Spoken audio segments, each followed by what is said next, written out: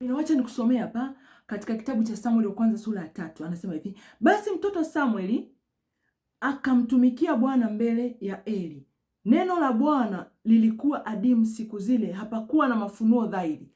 Neno la Mungu linapokuwa adimu, inakuwa ni ngumu kuisikia sauti ya Mungu. Ndio maana hapa ukiendelea kusoma hii Samueli wa kwanza sura ya 3 kuanzia mstari wa kwanza mpaka hadi wa 11, utaona Mungu alimuita Samueli, lakini Samueli alishindwa kuielewa, akawa anaenda kwa Eli, anaenda kwa Eli, anaenda kwa Eli. Kwa nini? Neno la Mungu lilikuwa adimu ndani yake. Ndio maana anasema neno la Mungu, neno la Bwana lilikuwa adimu siku zile.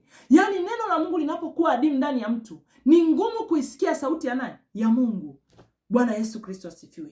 Kwa hiyo watu wengi wanatamani kumsikia Mungu. Watu wengi wanatamani kuielewa sauti ya Mungu. Kama neno la Mungu ni adimu ndani yako, ni ngumu. Ni ngumu hata kuwajua manabii wa uongo. Ni ngumu kuwajua watumishi wa uongo. Ni ngumu kujua njia unayoendea, je, ni njia ambayo ni mapenzi ya Mungu? Haleluya.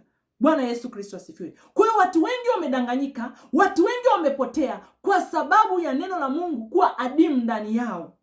Bwana Yesu Kristo asifiwe. Ndio maana wanatangatanga huku na kule, kwa sababu neno la Mungu ni adimu ndani yao. Kama unataka kuprove, soma neno la Mungu, omba, utaisikia sauti ya Mungu. Haleluya. Na kufundisha kweli, na kweli kuweke huru katika jina la Yesu Kristo.